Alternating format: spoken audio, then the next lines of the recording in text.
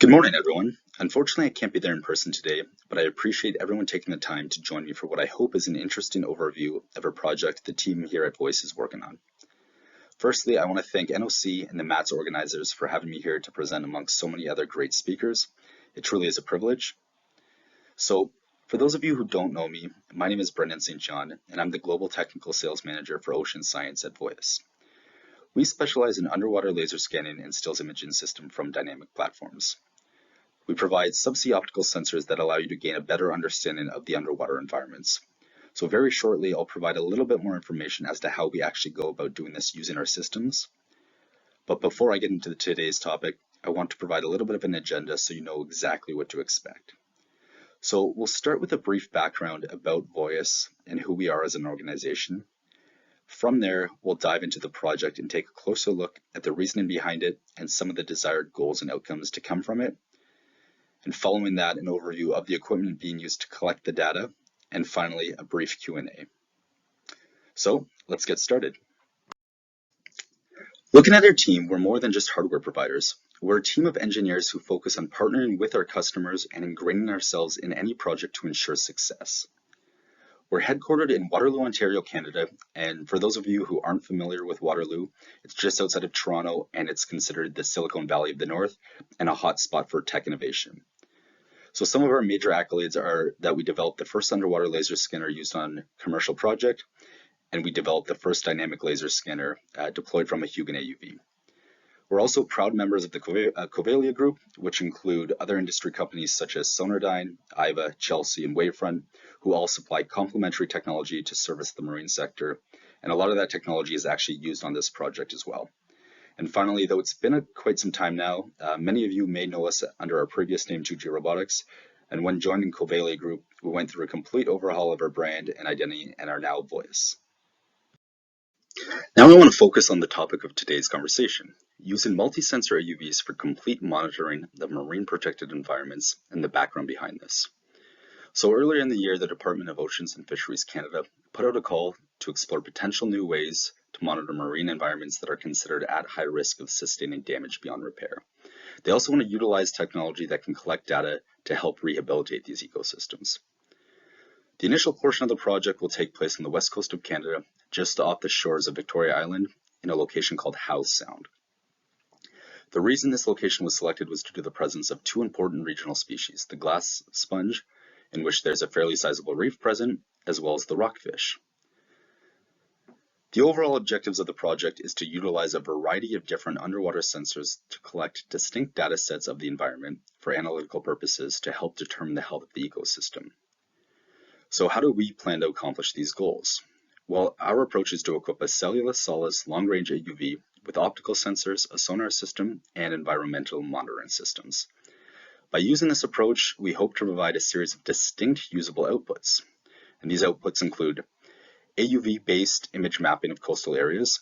So using the AUV to map out coastal areas to build up detailed high-resolution color maps of the subsea environments. Long-term, these areas can be surveyed annually to determine change over time.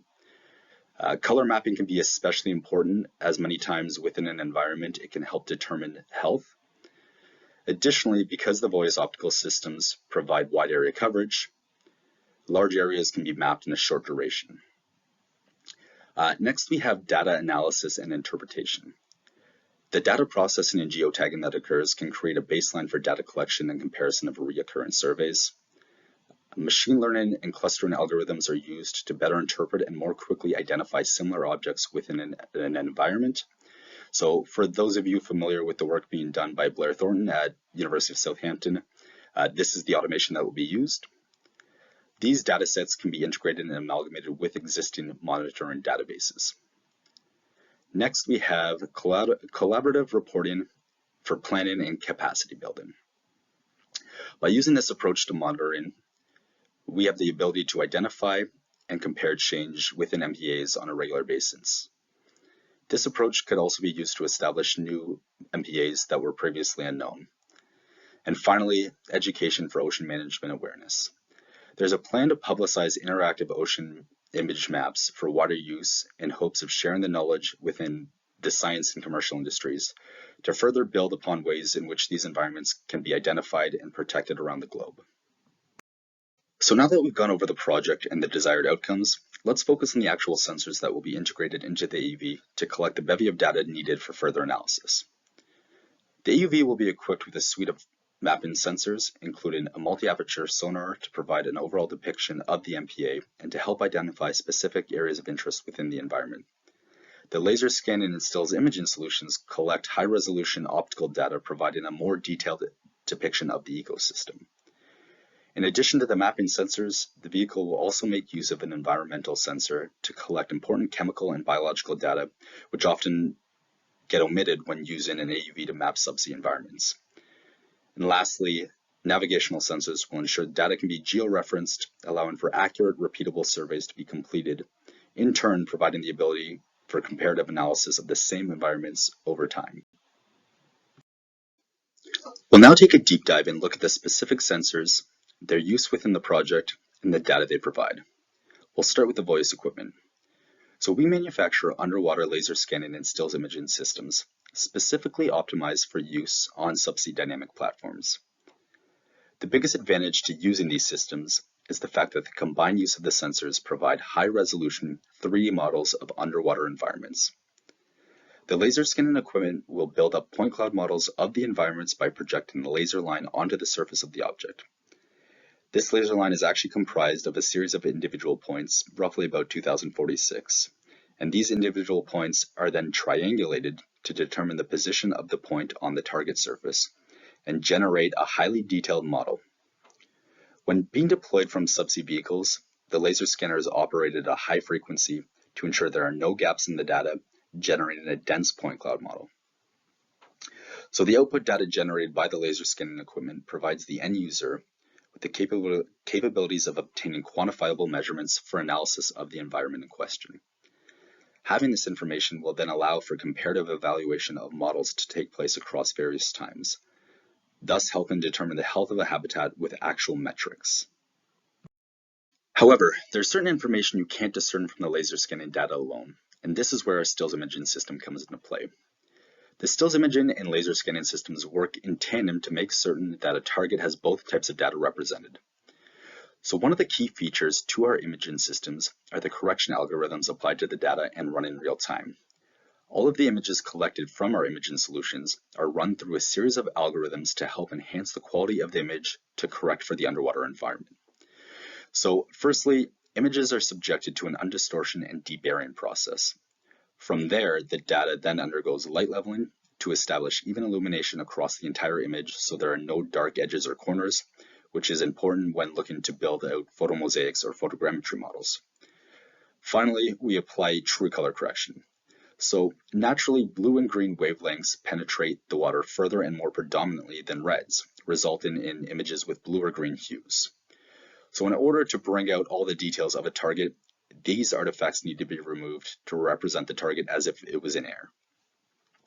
An example of this can be seen with the comparison to the two checkerboard images. So we use machine learning approach to our color correction, where the color model will be continually improved as more images are taken within a survey location. Now, obviously, color can play a major role when trying to evaluate the health of environments, and many times the color of a coral is the direct reflection of the health.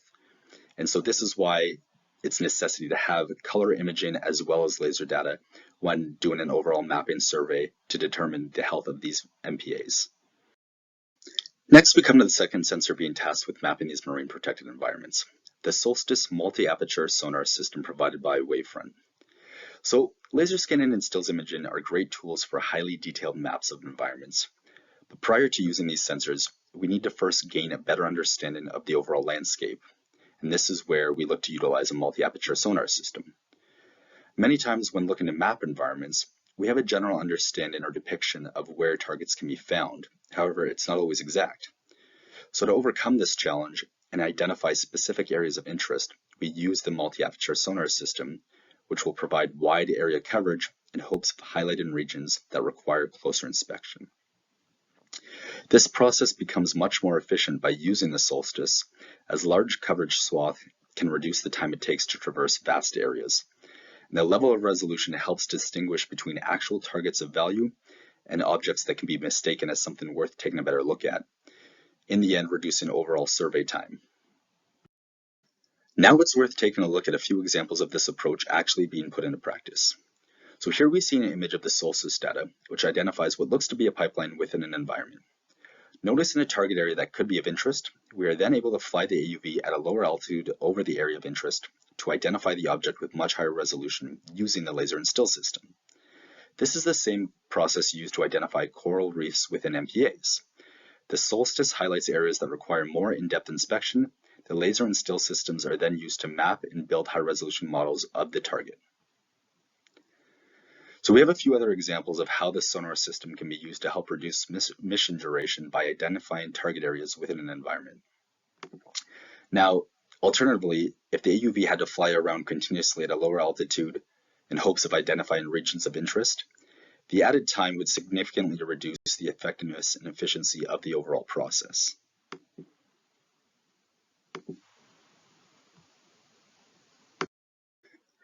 Next, we move on to the sensor commissioned to collect environmental data within these MPAs.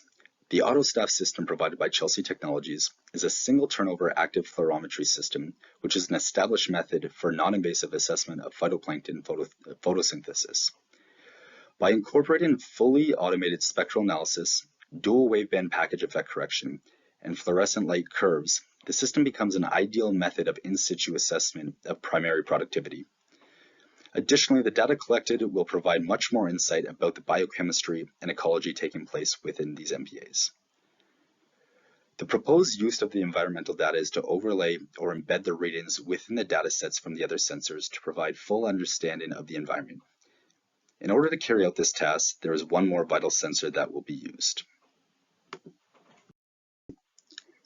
This leads us to the positioning sensors on the vehicle, and more specifically, the INS-DBL combination provided by Sonardyne with their SprintNav Mini. So for any of you who have worked with vehicles in and underwater space, you probably know the importance of positioning, especially when it comes to data collection, and it's no different for this project.